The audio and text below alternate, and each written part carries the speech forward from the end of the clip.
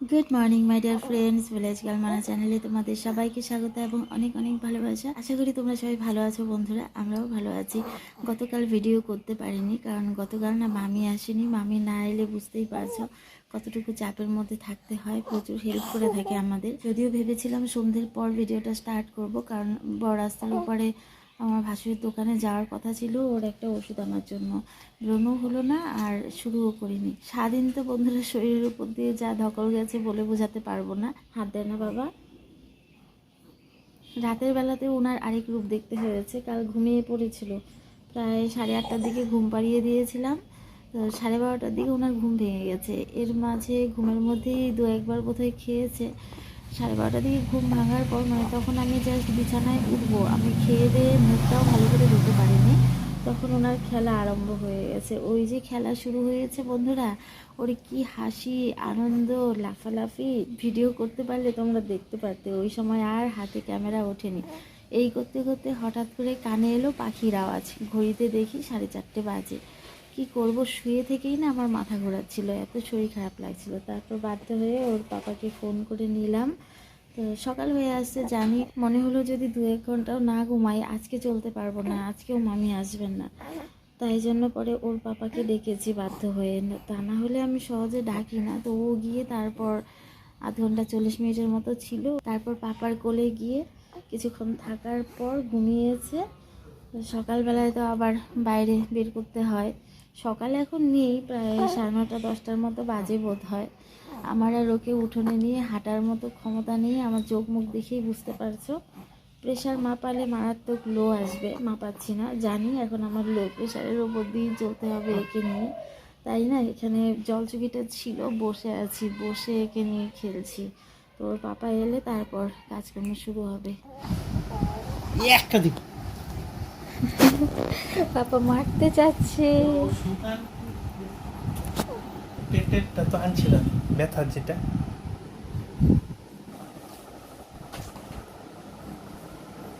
একটা বোধহয় খুলতে লাগবে গো।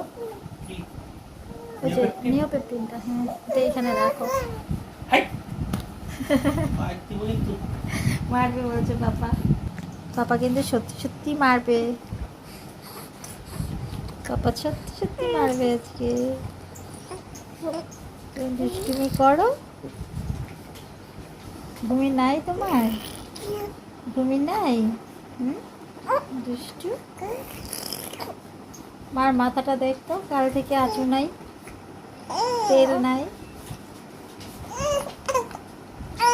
তোমার পিছনে সব টাইম চলে যাচ্ছে। মা পাগলি সেজেছে তাই না? আয়ুষের মা পাগলি, আয়ুষের মা পাগলি। পাপা তোমার জন্য কত কি এনেছে বলো তো? ধানের তেল, ওষুধ, আর তুমি এদিকে হাত খাচ্ছ। এই গিগি, এখন পাপার কাছে থাকো, আমি যাচ্ছি, আমার কাজ আছে। তোমার কাজই করব। আয়ুষের সেজো মামুর গিফট করা এই দোলনাটা একটা সময় আয়ুষের খুব পছন্দের ছিল। আমাদেরও কাজে লাগতো। ওকে এখানে শুয়ে ঘুম পাড়িয়ে রেখে আমরা নিজেদের কাজকর্ম করতে পারতাম। মাস 2-1-এর মতো ও এখানে শুয়েছে। তারপর হঠাৎ করে বাতাস শুরু হলো উঠোনে, রাখা যেত না, ওর ঠান্ডা লেগে গেছিলো। তাই আর এটা ইউজ করা হয় না। এতদিন থেকে বন্ধুরা এখানে পড়ে থাকতে থাকতে এর পরিস্থিতিটা তোমরা নিজের চোখেই দেখতে পারছো কেমন হয়ে গেছে। আমার মা না বন্ধুরা খুব কাজ পাগল মানুষ। ময়মনসিংহের ভাষায় একটা কথা এখনো বলে থাকে, হাতের আলসিতে দাঁতের ছাতা। মানে হাত লাগালে সব কিছুই পরিষ্কার পরিচ্ছন্ন হয়ে যায়, আর হাত যদি না লাগাও তাহলে পুরো বাড়ি নোংরা হয়ে থাকে। আমার পরিস্থিতিটাও সেম দাঁড়িয়েছে। আমি নিজে করতে পারছি না বলে আর করা হয় না, এটা এখানে পড়েছিল। এখন যদিও কাজকর্ম করতে পারি কিন্তু করার মতো সুযোগ পাই না। আমার 24টা ঘন্টার মধ্যে যে ঘন্টা আমি ঘুমোই সেটা খুবই কম, তার বাকি পুরোটা ঘন্টাই প্রায় আয়ুষের জন্যই এখন আমার বরাদ্দ রাখতে হয়। তাই আমি এক্সট্রা কাজগুলো যতটুকু করি আমার খুব পরিশ্রম হয়, খুব কষ্ট হয়। আজকে তাড়াহুড়ো করে রান্নাঘরে যতটুকু পারি সামলে রেখে চলে এসে দোলনাটা নিয়ে বাইরে। আমি জেদ করেছিলাম আজকে আমি এটা করবই। বাইরে এসেও না বন্ধুরা আমার এক্সট্রা বুদ্ধি কাজে লাগাতে হয়েছে। বাইরে যে আমাদের ট্যাপটা বসানো হয়েছে অনেকটাই উঁচু, তো ট্যাপটা চালু করলে জল ছিটকে এসে পুরো জামা কাপড় ভিজে যায়।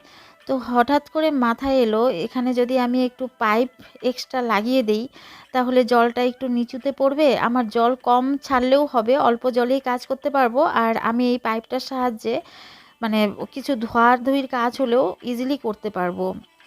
অনেক শক্ত পাইপটা, অনেক কষ্টে লাগাতে হয়েছে। পাইপটা লাগানোতে বন্ধুরা এখন আমার এখানে কাজ করতে খুব সুবিধা হবে। আগে পা ধুতে গেলে সারা শরীর ভিজে যেত। আমাদের স্টুডেন্টসরাই বেশিরভাগ এই ট্যাপটা ইউজ করে থাকে। আর আমি পুজোর বাসনগুলো এখানে মাজি, কলপারে যেহেতু মাছ মাংস সব ধোয়া হয়, আমি বাইরে এই এক্সট্রা জায়গাটাতে মাজলেই বেশি স্যাটিসফাইড হই।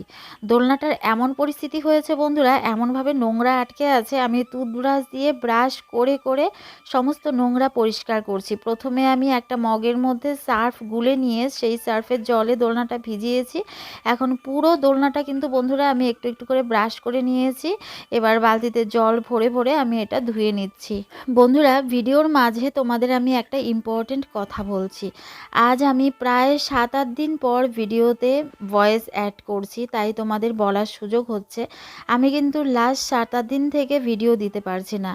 আমার যখন আয়ুষ হয়েছিল তখন আমার এরকম 5-7 দিন গ্যাপ ছিল, তারপর আর এরকম লং গ্যাপ যায়নি। আর তার আগেও বন্ধুরা আমার এত শারীরিক এত মানসিক প্রবলেম গেছে, তবুও আমি ভিডিও রোজ দিন কোনো না কোনোভাবে আমি দিয়েছি, রাত 12টা-1টা হলেও দিয়েছি। কিন্তু ইদানিং আমি একদম দিতে পারছি না। মারাত্মক সমস্যার মধ্যে রয়েছি বন্ধুরা। আয়ুষকে মানে ঘুম পাড়াতে খাওয়াতে এতটা টাইম আমার দিতে হয়, আমি না ভিডিও এডিট করার একদম সময় পাই না। আমি একটা রুটিনের মধ্যে করে নিয়েছিলাম, সারাদিন একটু আধটু করে আমি ভিডিওটাকে অ্যারেঞ্জ করে রাখতাম। রাতে বাচ্চাদের ছেড়ে আয়ুষকে খাওয়াতে খাওয়াতে আমি কিছুটা এডিট করতাম, আর বাকিটা ও না ঘুমিয়ে পড়তো তখন ইজিলি আমি ভয়েস দেওয়া বা যদি কিছু মানে এডিটিংয়ের কাজ অন্যান্য কাজও বাকি থাকতো, ও ঘুমিয়ে পড়লে তারপরে আমি দিতাম। তাই জন্য আমার ভিডিও দিতে দেরি হতো। ইদানিং ও এমন হয়েছে, গরম পড়েছে দেখেই নাকি জানি না, ওকে নিয়ে হাঁটতে হয়, কখনো কোলে, কখনো শুয়ে, কখনো বারান্দায় নিয়ে হাঁটতে হয়। মানে অনেক টাইম লেগে যায় ওকে ঘুম পাড়াতে পাড়াতে। আর আয়ুষ যখন ঘুমিয়ে পড়ে না, তখন আমি শরীরে আর একটু এনার্জি পাই না যে চোখ খুলে ভিডিওটা এডিট করি বা কোনো একটা জায়গা খুঁজে নিয়ে আমি ভিডিওতে ভয়েসটা দেই। ভয়েস দেওয়ার জন্যও তো একটা জায়গা দরকার। বাড়িতে এখন যেহেতু লোকজন বেশি, তাই আমাকে ভয়েস দিতে হলে হয়তো বা এমনও হয়েছে আমি বাথরুমে বসেও ভয়েস দিয়েছি, কিন্তু এখন এই গরমের মধ্যে এত ক্লান্ত হয়ে যাই আর পারি না। তারপরে দেখা গেল এত কষ্ট করে ঘুম পাড়ানোর পর আমি যদি ওর পাশ থেকে চলে যাই 10 মিনিট পরেই ও উঠে যাবে, তখন আবার সেম কষ্টটা আমার ভোগ করতে হবে।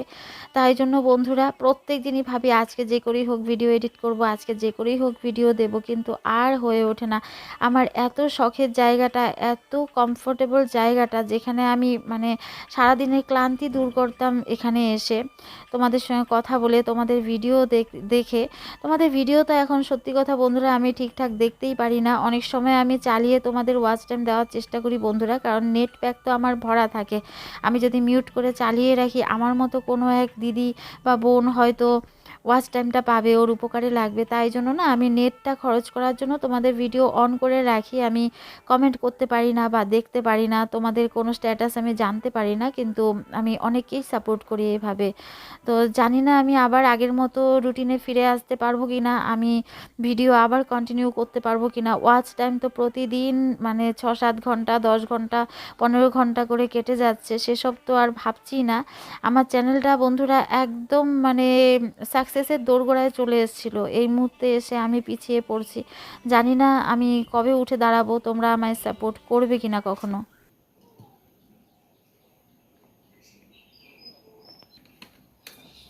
খেতে আসতে দেরি হলেও না বন্ধুরা শান্তি লাগছে, একটা বড় কাজ করতে পেরেছি। আয়ুষের পাপা ছাদেও তুলে দিয়েছে, হয়তো শুকিয়ে যাবে, এখনও বাইরে প্রচণ্ড রোদ আছে। তো রান্নাবান্না তো এখন সেরকম হয় না বন্ধুরা, অত পদ হয় না, করা সম্ভব হয় না, মায়ের দ্বারাও সম্ভব না এই বয়সে করা। আমিও তাল দিতে পারি না ঠিকঠাক মতো, আয়ুষের সঙ্গেই টাইম কাটাতে হয়, ওর কাজগুলো করতেই হিমশিম খেয়ে যাই। রান্নাবান্নার ভিডিও করতে পারিনি, একদম ক্যামেরা ধরারও টাইম পাইনি। তো আজকে মেনলি একটাই রান্না করা হয়েছে, চিংড়ি মাছ। এই দেখো ডাটা আর আলু দিয়ে চিংড়ি মাছ করা হয়েছে। আমাদের রান্নার না চিংড়ি মাছ দেখতে পাবে না যে কালারফুল হয় রেড কালারের, কারণ ওপরের খোসাটা না বন্ধুরা পুরো তুলে ফেলা হয়। তো এই যে দেখো একদমই খোসাটা নেই, থাকলে দেখতে বেশ ভালো লাগে, লাল হয়ে থাকে, বেশ হাইলাইট হয়। তো এটা হয়েছে, আর উচ্ছে ভাজা হয়েছে, উচ্ছে আলু ভাজা। সকালের ভাত হয়েছিল এতে। আজকে আর দুপুরবেলায় ডাল করারও টাইম হয়নি। মা তবুও একটু করতে চেয়েছিলেন, আমি না বলেছি যে আমার লাগবে না, রাতের বেলায় একটু করার চেষ্টা করব। তো এবার খেয়ে নিই বন্ধুরা, তারপর তো আবার বাচ্চা কাচ্চারাও চলে আসবে টাইমলি। এক তরকারি দিয়ে খেলেও না বন্ধুরা, তরকারিটা দারুণ হয়েছে খেতে। করলা ভাজা আমি খুব একটা নিইনি, একটুখানি নিয়েছি, আর শশা নিয়েছিলাম একটা। গরমের মধ্যে শশাটা সবারই খাওয়া উচিত। আর যেটা খাওয়া উচিত তরমুজ, এটা পরশুদিন কাটা হয়েছিল। আমি আবার তরমুজ এভাবে খেতে খুব একটা পছন্দ করি না, এটাকে যদি একটু অন্যরকম করে প্রিপারেশন করা হয় তাহলে ভালো লাগে। তো তাই জন্যই আমার ভাগে আমি এইটুকুই রেখেছি। এখন এটা খেয়ে নেই তাড়াতাড়ি, তা না হলে সময় পাবো না। ফ্রিজে ছিল তো, নর্মাল টেম্পারেচারই এনেছি, কিন্তু পুরো না, একটু একটু ঠান্ডা আছে, ভালোই লাগছে খেতে। ওই দেখো কোত্থেকে ডাকে, খুঁজে পাচ্ছ না? তোমার দোলনা আনতেই তো গেছো উপরে। ওই দেখো, তুমি ভুলে গেছো দোলনায় চড়া? নামবে না বলছে, বলো থাকো, তুমি আমার দোলনাতে থাকো, পড়ে গিয়ে তোমার মাথা ফেটে যাবে। হাত খায় না সোনা, হাত খেতে হয় না। এতগুলা নিয়ে একবারে নামতে হয়, এর জন্য তো পড়ে ব্যথা পাও। কালারটা কি সুন্দর হয়েছে, এখন নোংরা হয়েছিল খুব। ঘরে রাখো। আমার শাশুড়ি মা না বন্ধুরা তরমুজ খেতে ভীষণ ভালোবাসেন। উনি দুপুর কি আর রাত কি যে কোনো টাইমেই খেতে পছন্দ করেন। তো আজকে সন্ধ্যেবেলায় কি খাবেন জিজ্ঞেস করতে গেলাম, তো দেখা গেল তরমুজটার প্রতি আকর্ষণটা বেশি। তাই আমি বাচ্চাদের ছেড়ে তারপর একটুখানি তরমুজ খোসা ছাড়িয়ে ভালো করে বাটিতে নিয়ে একদম কাঁটা চামচ দিয়ে এসেছি, যাতে ওনার হাত লাগাতে না হয়। আয়ুষ দেখো খেলছে, বাচ্চাদের মাত্র ছেড়েছি, এখন ওকে একটু ঘুম পাড়াবো। কি গাছ ওটা?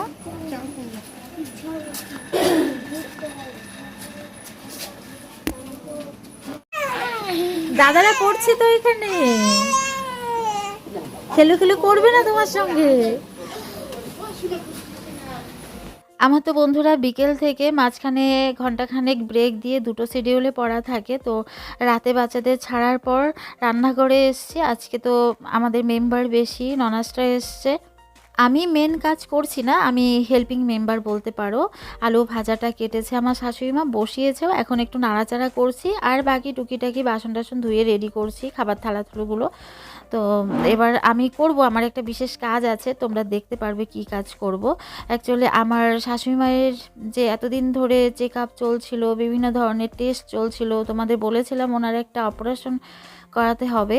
তো ওনার অপারেশনটা আগামীকাল হবে, তাই জন্যই আজ ননাসরা চলে এসছে। মানে ননাসরা বলতে জিজু তো আর থাকে না আমাদের বাড়িতে, যেহেতু কাছে বাড়ি। আমার বিয়ের পর মানে এত বছরের মধ্যে কোনোদিনও এক রাত কাটাতে দেখিনি, আর কোনোদিন থাকেনও নি, মায়ের কাছে শুনেছি।